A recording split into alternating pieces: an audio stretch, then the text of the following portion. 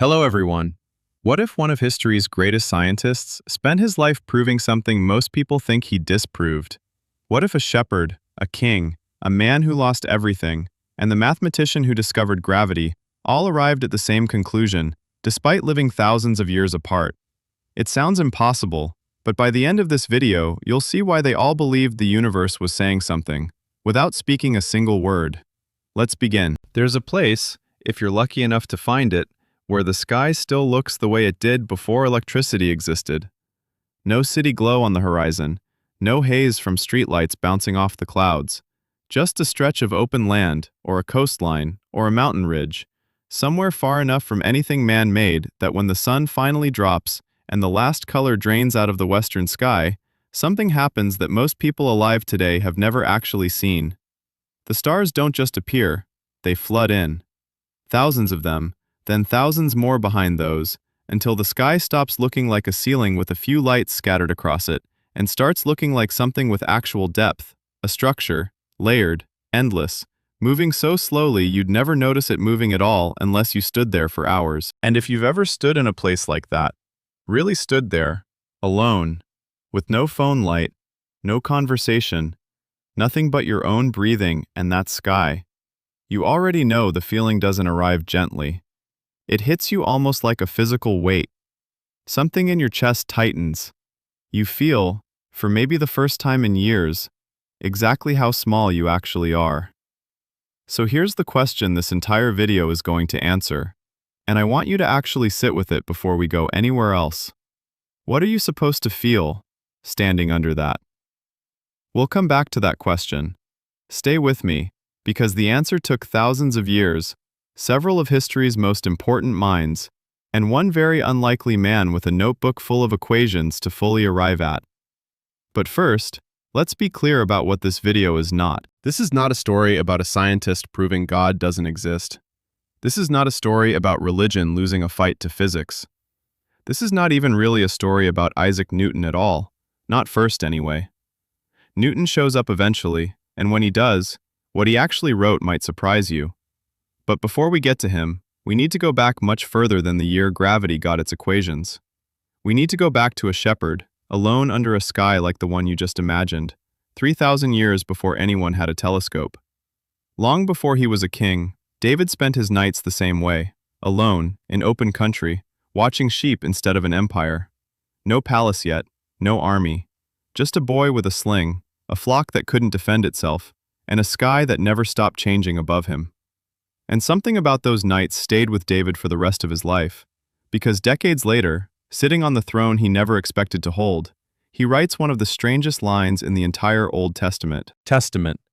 The heavens declare the glory of God. Stop and actually think about that sentence for a second. Declare is not a soft word. The Hebrew word behind it is sapar. It means to recount, to tell in detail. The same word used for a witness giving testimony in court. David isn't saying the sky is pretty. He's saying the sky is testifying, giving evidence, speaking in some sense, even though, and David says this explicitly in the very next line, there is no actual speech, no words, no sound that any human ear could ever pick up. Day after day pours out speech. Night after night reveals knowledge. No words are heard. And yet, David writes, their voice goes out into all the earth. That's not poetry for poetry's sake. That's a shepherd who spent countless hours under an unpolluted sky making a specific claim. That the order up there is not neutral. It's not just physics doing what physics does. It is, in David's word, kabod, glory, weight, substance, something with real gravity behind it, both literally and otherwise. And it's not just the stars that do this to David. Later, looking at the same night sky, he writes something almost embarrassingly personal for a king. When I look at the moon and the stars, the work of your fingers, what is man that you are mindful of him? A king, ruling over the most powerful nation in the region at that point in its history, standing under the same stars you or I have stood under, and feeling exactly as small as anyone else ever has. You can be the most powerful man in the room and still feel like nothing under a sky big enough. Now go back even further than David, to a man who had every reason to stop believing in a good, ordered universe entirely. His name is Job, and by the time we meet him in this story, he has lost his children, his wealth, his health, and the respect of his own friends, who spend chapter after chapter insisting he must have secretly deserved it. Job wants an explanation. He demands one, repeatedly, from God directly. And when God finally answers, after many chapters of silence, he doesn't explain Job's suffering at all. Not directly. Instead, God takes Job on a tour of the universe. Can you bind the cluster of the Pleiades? God asks him. Can you loosen the belt of Orion? Do you know the ordinances of the heavens? Can you establish their rule over the earth? On and on it goes. The storehouses of snow, the paths of light, the wild goats giving birth in season, the ostrich, the warhorse, the constellations wheeling overhead in patterns Job never set in motion and could never stop. Notice what God doesn't say. He never once says, "Here's why your children died." He never says, "Here's why the servants were killed, why the wealth vanished, why the sores covered your body." Job asked for a courtroom. God gave him a planetarium instead. And the questions keep coming, one after another, each one designed to make the last one feel small. Who shut in the sea with doors when it burst out from the womb? Who has entered the springs of the sea or walked in the recesses of the deep? Have the gates of death been revealed to you?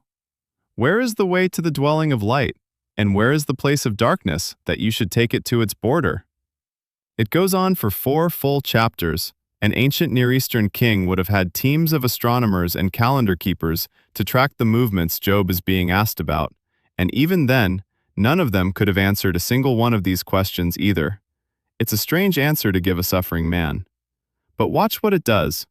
It doesn't minimize Job's pain. It relocates it, inside a universe so vast, so ordered, so far beyond human control, that the only sane response left is the one Job actually gives at the end. He stops demanding an explanation and simply says, "Now my eyes have." Hebrew word for a vast, unending span into the human heart itself. But then Solomon adds the part that keeps this from becoming too tidy. Yet no one can fathom what God has done from beginning to end. The pattern is real, the order is real, and it still stays maddeningly, permanently out of full reach. You've probably felt that exact tension yourself, sensing there's a bigger picture to your own life without ever being able to see the whole thing at once. A shepherd who becomes king. A righteous man stripped of everything. The wisest ruler in the world.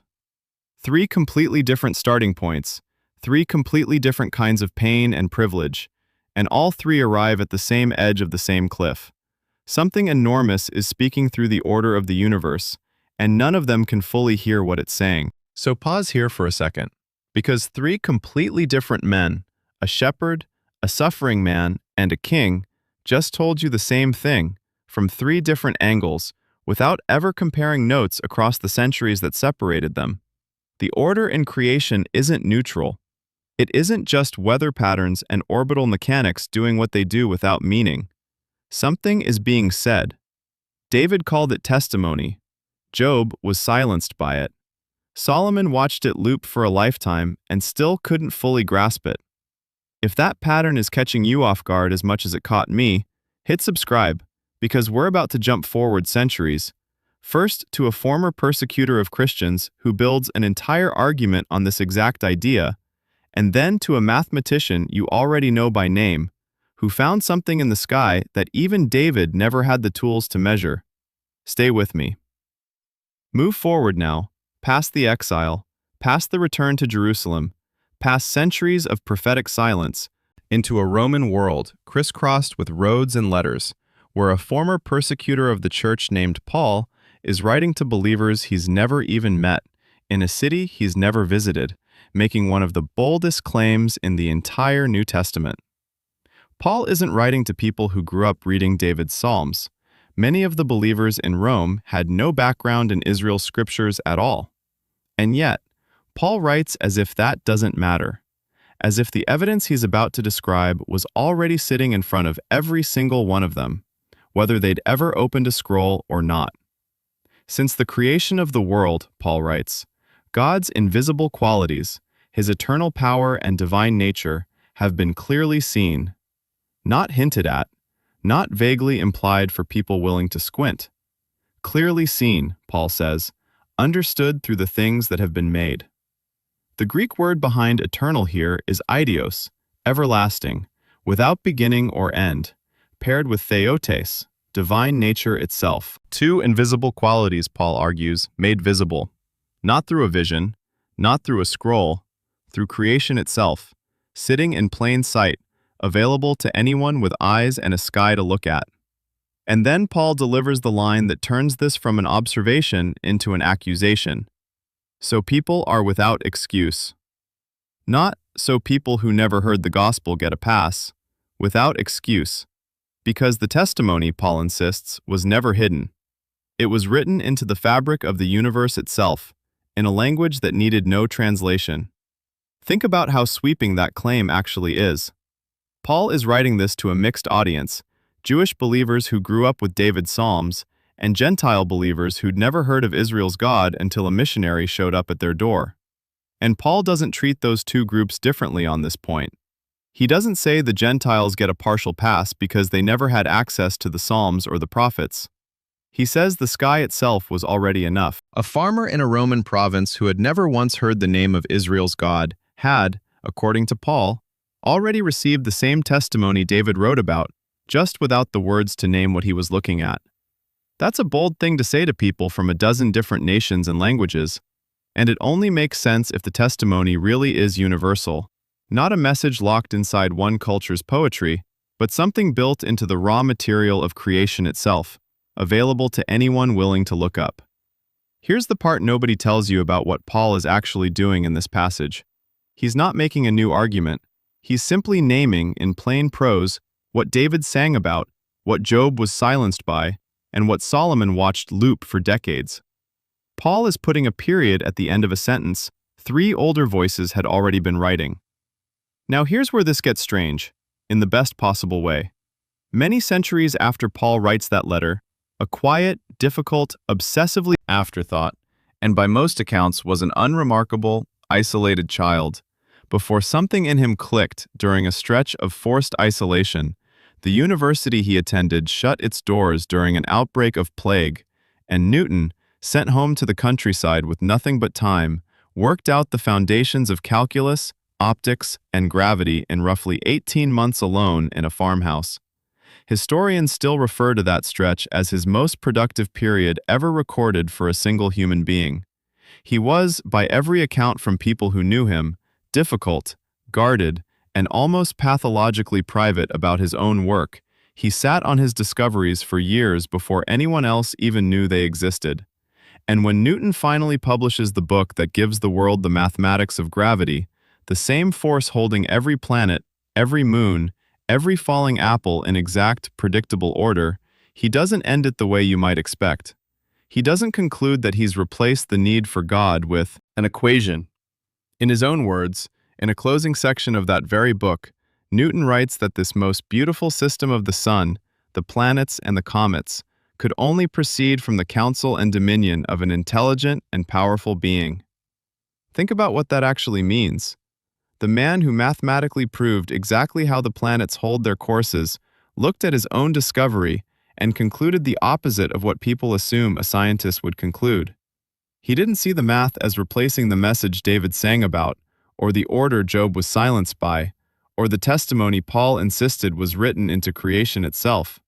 He saw it as confirming it, in more detail than any of them had the tools to describe.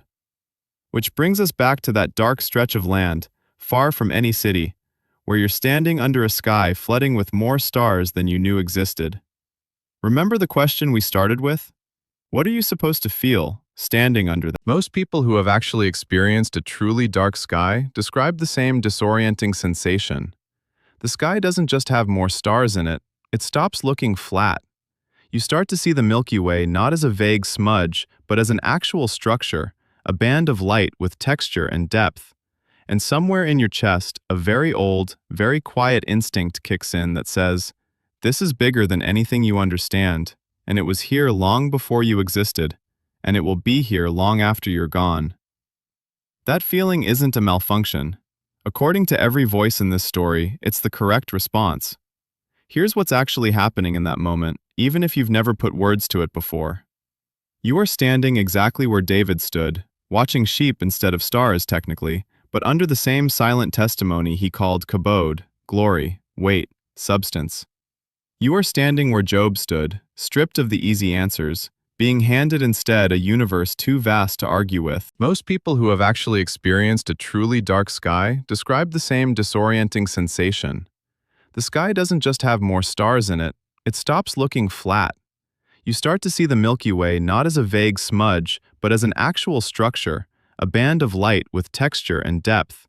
And somewhere in your chest, a very old, very quiet instinct kicks in that says, "This is bigger than anything you understand, and it was here long before you existed, and it will be here long after you're gone."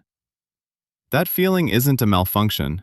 According to every voice in this story, it's the correct response. Here's what's actually happening in that moment, even if you've never put words to it before. You are standing exactly where David stood, watching sheep instead of stars technically, but under the same silent testimony he called kabod, glory, weight, substance.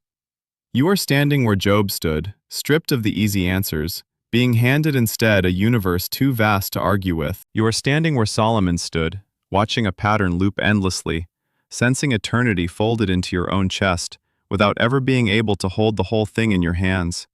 And you are standing exactly where Paul said every single person on earth has always been standing, whether they've ever opened a Bible or not, in front of evidence Paul insisted was clear enough to leave no one with an excuse. This is not a coincidence stretched across thousands of years by accident.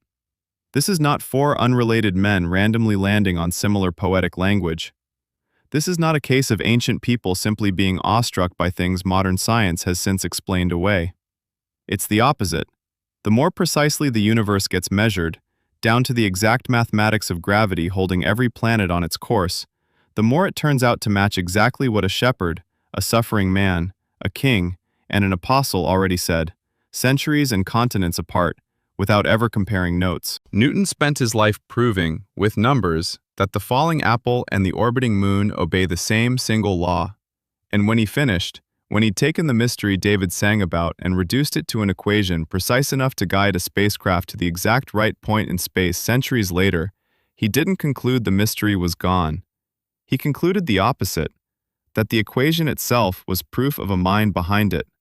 So when you stand under that kind of sky, really stand there, small, quiet, your own breathing the loudest sound around, what you're feeling in that moment isn't just brain chemistry responding to a pretty view.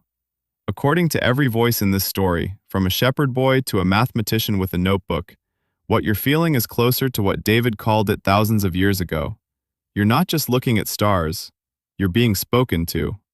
Four voices, thousands of years apart.